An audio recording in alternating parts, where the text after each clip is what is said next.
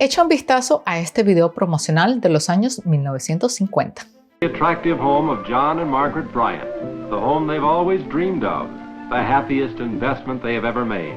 Pero la mentalidad claramente ha cambiado en las últimas décadas. Your house is not an asset. No one should buy a home. ¿Qué pasó? Deberíamos olvidar por completo el sueño americano. Hoy descubriremos por qué muchos dicen que comprar una casa para vivir es la peor inversión. Y después de ver este video sabrás cómo invertir en bienes raíces para obtener un ingreso estable y construir tu riqueza. ¿Comprar una casa es una buena inversión? El 57% de los expertos financieros y de bienes raíces estadounidenses dicen que sí. Pero este número también significa que casi la mitad de ellos están en contra de esta inversión o afirman que depende. Al final, esta es una pregunta muy controvertida y la realidad a menudo no es como la esperamos, pero hoy lo descubriremos. Un buen lugar para empezar sería hablar de las deudas. Si has seguido nuestro canal durante bastante tiempo, conoces el concepto de deuda buena y deuda mala. La deuda buena implica tomar dinero prestado para invertir, utilizando los rendimientos para cubrir los pagos de intereses y permitiéndote hacer crecer tu riqueza. Por ejemplo, una hipoteca para una propiedad de alquiler es considerada una buena deuda. Por otro lado, la deuda mala puede proporcionar ganancias a corto plazo sin oportunidades de inversión y al final conduce a pérdidas inevitables.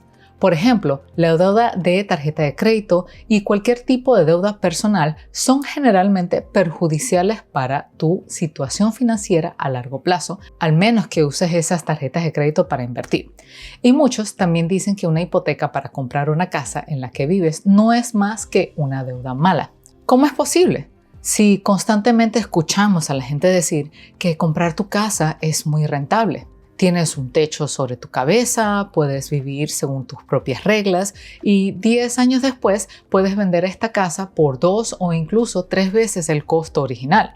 Al final, este es el sueño americano que todos conocemos. Pero a pesar de estas creencias, algunas complejidades podrían hacerlo más difícil de lo que parece. Descubramos por qué. For most people, their houses are not assets or liabilities. Conoce a Robert Kiyosaki. Es un empresario, hombre de negocios y autor. Robert Kiyosaki fue uno de los primeros en decir abiertamente que comprar tu propia casa es una de las peores inversiones que puedes hacer. Mencionó esto en su exitoso libro de 1997, Padre Rico, Padre Pobre. Pero como puedes imaginar, en aquel entonces tal afirmación generó aún más controversia que en estos días, porque hoy en día muchas personas también están convencidas de que comprar su propia casa es una de las inversiones más rentables de sus vidas. Because your home is not your asset, your home is actually your bank's asset. Esta declaración de Robert Kiyosaki generó mucho debate. Vamos a repasar sus argumentos desde el principio y entender por qué. Imaginemos la situación. Obtienes una hipoteca en el banco por un total de $450,000 para comprar tu casa. Luego vives en esta casa durante 10 años y decides venderla. Digamos que su valor aumentó con el tiempo y ahora es de $550,000. Bueno, $100,000 parecen una bastante ganancia buena, pero en realidad no lo es. Ahora entenderás por qué. Lo más probable es que necesites hacer una renovación después de comprar una casa. También querrás comprar muebles y probablemente necesitarás algunos trabajos de jardinería o en el garaje. Durante el tiempo que vivas allí, repararás la tubería, optimizarás el sistema eléctrico y muy posiblemente el sistema de seguridad. Además, tendrás que pagar tus impuestos sobre la propiedad y hacer un pago de hipoteca. En promedio, durante estos 10 años, invertirás al menos el doble del costo original de tu casa. Y ni siquiera estamos hablando de la inflación de alrededor del 3% por año, aún más alta en estos últimos tiempos. Por eso, Kiyosaki afirma que no estás tratando con activos, sino con pasivos, lo que significa que sacrificas tus beneficios económicos en lugar de generar flujo de efectivo. En este caso, estos $100,000 que supuestamente estás ganando gracias a la apreciación de la vivienda no parecen ser una gran ganancia al final. Ahora, imagina si el valor de tu casa no creció nada o incluso disminuyó en esos 10 años y tienes que venderla urgentemente para conseguir dinero. Este es un ejemplo de cómo tu propia casa podría llevarte cada vez más hacia la deuda en lugar de darte libertad financiera. There's not one report in the history of the world, 7 billion people, of anyone creating financial freedom because they bought a house. But in reality, it's usually a terrible investment. En los Estados Unidos, la deuda hipotecaria total supera a los 12 billones de dólares. Las hipotecas representan más del 70% de la deuda total de los consumidores estadounidenses y cada persona con una hipoteca lleva en promedio alrededor de $143,000 en deuda. Hay más que eso. Imagina que se venden más del 6.5 millones de viviendas en los Estados Unidos cada año. El valor promedio de una casa estadounidense supera los $500,000, siendo California, Massachusetts y Colorado los estados más caros. Pero, ¿por qué más del 65% de los estadounidenses son propietarios de una casa si es una mala inversión? Puede haber varias razones para comprar una casa. Aparte de que el sueño americano se haga realidad, te da una sensación de libertad y protección. Puedes vivir según tus propias reglas y crear un lugar más cómodo para ti. Pero, ¿qué pasa si te digo que las ventajas de ser propietario de una casa para vivir terminan aquí mismo? I keep telling you guys, homes are a terrible investment. Homes were not built for people. Homes were built for banks. La triste verdad es que cuando tienes tu propia casa, esta solo traerá gastos adicionales. Excepto en los casos en que planeas toda la escena de inversión en propiedad y decides alquilarla. De lo contrario, ser propietario de una vivienda para vivir no te proporciona ningún flujo de efectivo. You have to have cash flow to assist you through contraction. Imagina una hipotética casa de $416,100, que es el precio de venta medio anual de una casa en el segundo trimestre de 2023. Y digamos que los propietarios la tienen durante 10 años. Dijimos anteriormente que mientras vives en una casa durante un cierto tiempo, invertirás en ella de todas las formas posibles. Sin embargo, no mencionamos cuántos impuestos y otros gastos enfrentarás, especialmente al obtener una hipoteca. En general, pagarías lo siguiente: el pago de intereses del banco, que ahora está alrededor del 6.5 a 7.5% anual. Esto significa que durante estos 10 años pagarás alrededor de $290,000 solo a tu banco. Y ahora piensa en ello, esto es casi el 70% del precio de tu casa, además de su valor real. Luego vienen los impuestos sobre la propiedad. Dependiendo de tu estado, serán entre el 0.29% en Hawái y el 2.47% en Nueva Jersey. Si tomamos la casa de nuestro ejemplo y calculamos la tasa de impuestos sobre la propiedad efectiva del 1.10%, terminaremos pagando más de $45,000 en 10 años. Esto es alrededor del 10% del precio de tu casa. Y luego tienes una lista completa de otros gastos, como servicios públicos, mantenimiento y reparaciones de la casa, seguro de propiedad, seguro de hipoteca si tu pago inicial fue inferior al 20%, y también puedes tener que gastar en HOAs si compras un condominio o un townhouse. Además, incluso podrías tener que pagar impuestos escolares destinados a cubrir el desarrollo y la mejora de las escuelas en tu área. No contaremos estos costos para nuestro ejemplo porque es difícil medirlos, ya que eso dependerá en gran medida de cada caso en particular. Sin embargo, debes recordar que ser propietario de una casa requiere más gastos que tus pagos de hipoteca y costos de cierre. Si volvemos a nuestro ejemplo, el mínimo de gastos adicionales que obtendríamos en 10 años es de $335,000 sin incluir servicios públicos, seguros, reparaciones, etc. Y esto se suma al valor de la casa de $416,100. En total, terminamos con $751,000. Este debería ser el precio de venta de la casa en 10 años para cubrir el precio original y todos los gastos. Pero ten en cuenta que incluso si el valor de la casa casi se duplica en 10 años, aún no ganarás nada, simplemente empatarás. Y también, realísticamente, será muy difícil vender una casa por el doble del dinero en comparación con lo que la compraste hace 10 años. Porque los bienes raíces generalmente no aprecian tanto en un periodo tan corto. paying off your house was like a bomb just waiting to go off.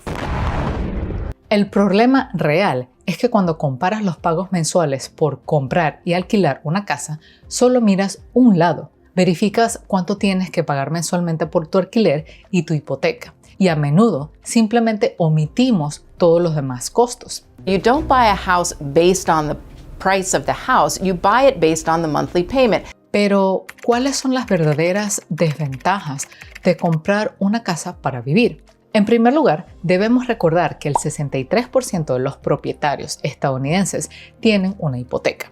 Y el uso de una hipoteca es una gran herramienta, pero también significa que pagas el doble del gasto original de una casa. Esto se debe a los altos impuestos y los costos bancarios.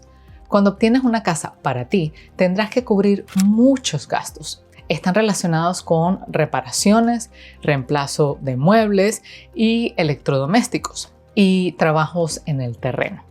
Además, al comprar una casa, te estás atando a una ubicación específica. Esto puede no ser un problema para muchos. Aún así, algunas personas se sentirán presionadas por esto. El hecho de que después de 10 años de vivir en un sitio, la situación en tu vecindario puede cambiar. Por ejemplo, puede volverse menos favorable para vivir. Debido a esto, te resultará más difícil vender la casa. Como resultado, al invertir en una vivienda para vivir, principalmente te enfrentas a gastos y no obtienes ningún beneficio a cambio. Y ese es el problema principal. Pero, ¿qué pasa si te digo que a pesar de todas estas desventajas, aún puedes comprar una casa con una hipoteca y obtener un ingreso pasivo de ella? La única diferencia es que comprarás bienes raíces no para vivir ahí, sino para alquilarlos. Y eso sería un ejemplo de una deuda buena. So real estate is, to me, the best vehicle, but you've got to be smart with it. ¿Sabías que más del 35% de los hogares en los Estados Unidos alquilan viviendas? Alrededor del 74% de todos los inquilinos pertenecen a la generación Z. En general, el alquiler promedio solicitado es de unos $2,062. El rápido crecimiento de los costos de alquiler desde 2020 se debe a varios factores, como la inflación, la falta de inventario y una mayor demanda de vivir solos debido a la pandemia. Pero aún así, el alquiler solicitado actualmente es aproximadamente un 13% más bajo que el pago mensual promedio de una hipoteca. Esto significa que muchas personas van a preferir viviendas alquiladas en lugar de sus propias casas. I treat houses like hospitals. You know, you get in, you get out.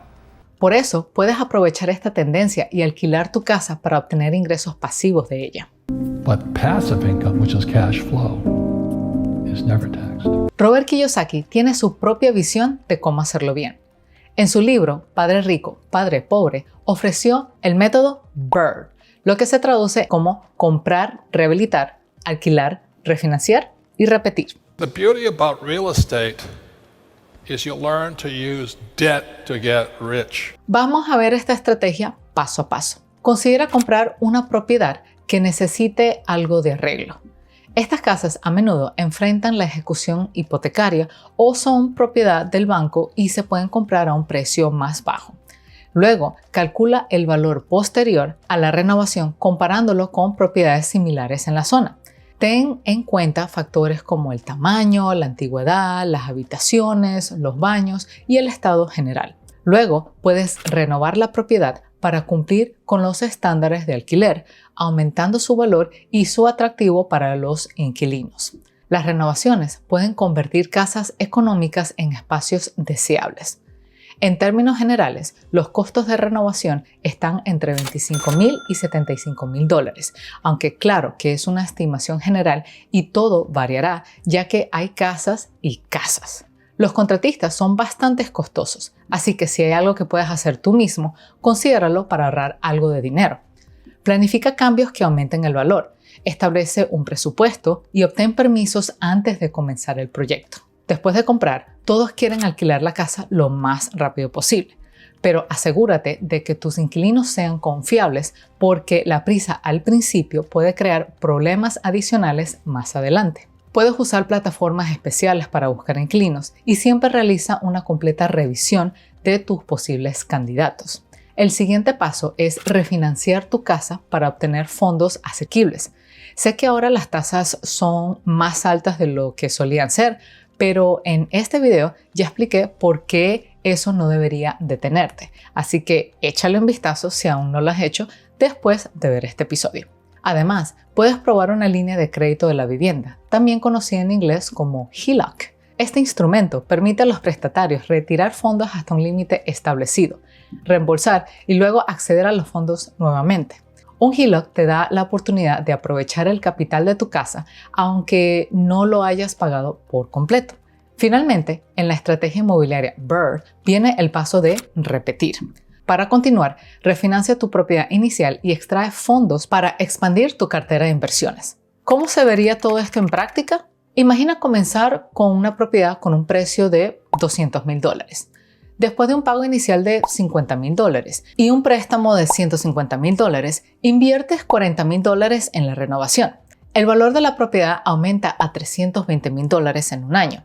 Refinanciar al 60% del valor de la tasación de $300,000 te proporciona $192,000 que luego puedes usar para reinvertir. También recuerda que recibirás un pago mensual de alquiler. Es difícil decir cuánto será, aunque supongamos que estará cerca de lo que los estadounidenses promedios están pagando por alquiler ahora, $1,326. Esto significaría casi $16,000 al año. Por supuesto, la tasa de ocupación puede no ser siempre del 100%, pero puedes minimizar estos riesgos buscando inquilinos confiables. Como puedes ver, al tomar una hipoteca u otros tipos de préstamo, puedes invertir ese dinero en viviendas de alquiler. Eso requerirá una cierta cantidad de inversión de tu parte al principio, pero esos préstamos se pagarán a través del tiempo y tu inversión comenzará a generar ingresos pasivos de bienes raíces. Aún así, debes prestar atención a las tendencias actuales del mercado, la zona en donde compres la casa y posibles preguntas fiscales y tu propia situación financiera. Donald and I love real estate. I love real estate. I think it's the best thing going. Por supuesto, si quieres tener tu propia casa para cumplir el sueño americano, no hay nada de malo en eso. Aún así, no debes esperar que sea una inversión rentable. Puede ser tu lugar de paz y nadie te puede decir lo contrario. Si no esperas ganar dinero con ello, simplemente ve por ello. Pero al mismo tiempo, si estás buscando una inversión rentable, es mejor comprar una casa para alquilarla. La elección es tuya. Déjame saber qué opinas en los comentarios. Nos vemos en el siguiente episodio. Chaito, bye.